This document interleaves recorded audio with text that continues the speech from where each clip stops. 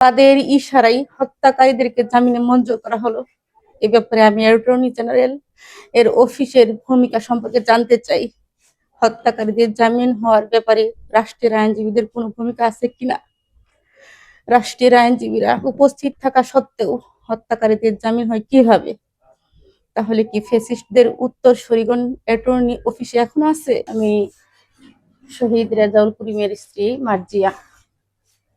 সংবাদ সম্মেলন তারিখ 2 ফেব্রুয়ারি 2026। সম্মানিত সাংবাদিক ভাই ও বোনেরা, আসসালামু আলাইকুম। আমি মার্জিয়া, শেরপুর ঝিনাইগাতীতে বিএনপি সন্ত্রাসীদের হামলায় নিহত শহীদ রেজাউল করিমের স্ত্রী। আমি আজ এখানে দুঃখ ভারাক্রান্ত হৃদয় নিয়ে আপনাদের কাছে হাজির হয়েছি। আমি একজন স্ত্রী হিসেবে, একজন অসহায় বিধবা হিসেবে, দুইজন এতিম সন্তানের মা হিসেবে।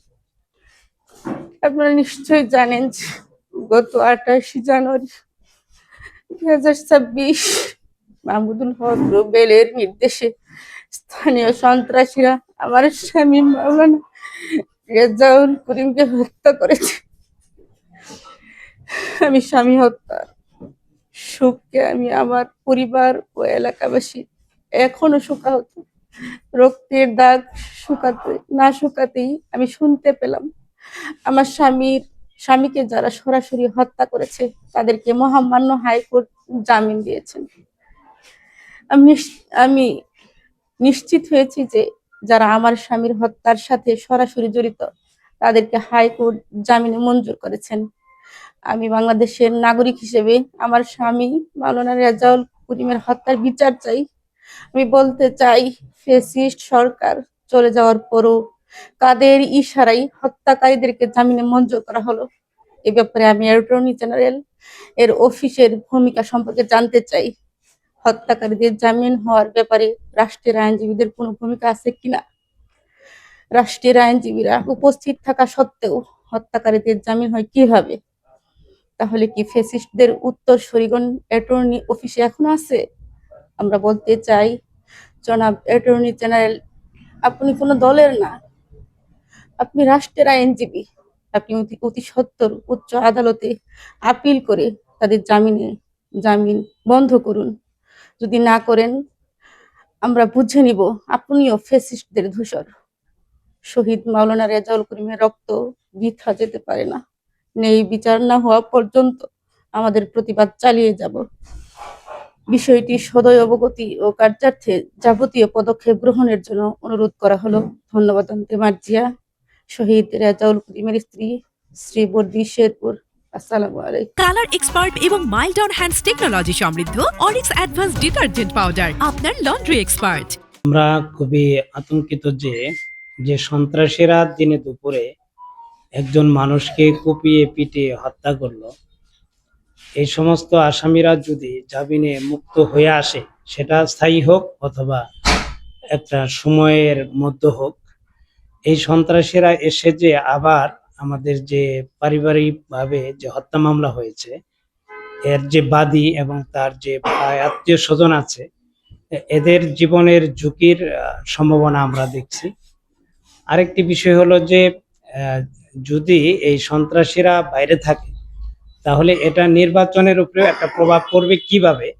যে দেখা যাচ্ছে যে এই হত্যাকারীরা জামিন হয়ে যাচ্ছে, এই মর্মে এরা যে প্রভাব খাটাবে নির্বাচনের দিন, এতে সাধারণ জনগণের উপরেও বা ভোটারদের উপরেও একটা ভীতিকর পরিবেশ সৃষ্টি হবে, যার ফলে ভোটার সংখ্যা কমবে, উপস্থিতির সংখ্যা কমবে। এই আশঙ্কা নিয়েই মূলত আমরা বলতে চেয়েছিলাম যে পরিবারের পক্ষ থেকে যেটা বলেছে সেটাই সঠিক, যে আসলে এদের জামিন বন্ধ করাটাই উচিত, না দেওয়াটাই আমরা উত্তম বলে মনে করি। আমরা আমাদের ভিডিও ফুটেজে যে সমস্ত দৃশ্য দেখেছি সেখানে যারা ছিল মূলত আমরা তাদেরকেই এখানে আসামি করার সর্বোচ্চ চেষ্টা করেছি এবং এ পর্যন্ত যা হয়েছে আমরা প্রমাণ ভিত্তিতেই করেছি। আশা করি এখানে ওরকম কাউকে হয়রানি করার জন্য আসামি করা হয় না, এটা আমাদের বিশ্বাস, দৃঢ় বিশ্বাস। আসলে এখানে বাস্তব একটা ঘটনা, হত্যার ঘটনা ঘটেছে। এখানে যদি আওয়ামী লীগের আমলের মতো ওই গোপন বৈঠক দেখায় যদি মামলা হইতো তাহলে আপনার প্রশ্নটা সঠিক ছিল। এখানে প্রত্যক্ষ ভিডিও আছে, যাকে হত্যা করা হয়েছে, মারা হয়েছে এবং দেশীয় অস্ত্রও দেখা গিয়েছে। আমাদের এখনো হাসপাতালে যারা আছে তারা চাপাতির কুপো খেয়েছে, এখনো হাসপাতালে ভর্তি। কারো হাত ভেঙেছে, কারো রগ ছিঁড়ে গিয়েছে, ওটা অপারেশনও করা হচ্ছে। তাহলে এখানে নির্বাচনের সাথে সম্পৃক্ত না, এখানে সন্ত্রাসীদের সাথে আমরা সম্পৃক্ত বলে মনে করি। আর এখানে 231 বা 34 যা মামলা করা হয়েছে, এখানে তো আসলে স্বল্প সংখ্যক মানুষ যায় না, যেটা ইশতেহার পাঠ ছিল অনেক মানুষ গিয়েছিল। প্রাথমিক পর্যায়ের যে ঘটনা ঘটেছিল, পরবর্তীতে কিন্তু আরো লোক জমায়েত হয়েছে। আর প্রশাসন এই ঘটনা যখন ঘটে তখন ওই ঘটনার আমার কাছেই ফোন আসে যে এটার ব্যবস্থা নেন। তখন আমি প্রথমত এসপি সাহেব, তারপরে সেনাবাহিনীর সাথে, ডিসি সাহেবের সাথে, লোকাল যে উপজেলা নির্বাহী কর্মকর্তা এবং জিনাইগাতির ওসি সাহেবের সাথেও আমার সার্বক্ষণিক যোগাযোগ হইতেছিল। যখন ওনারা বিকল্প পথের কথা বললেন, তখন প্রশাসন যদি এই কথা না বলে যে পথ দিয়ে আমাদের লোকজন আসতেছিল, তখন ইচ্ছা করলে তারা সেটা ক্লিয়ার করে দিতে পারতেন। এমনকি টিওনো সাহেব আমাকে বললেন যে সেনাবাহিনী আসতেছে, আসলে আমরা অ্যাকশনে যাব, যে এটা করব। তো সেনাবাহিনী আসার পরও আপনারা দেখছেন ফেসবুকের মাধ্যমে উনি বলতেছে যে আমরা আপনাদেরকে নিরাপত্তা দিতে পারতেছি না।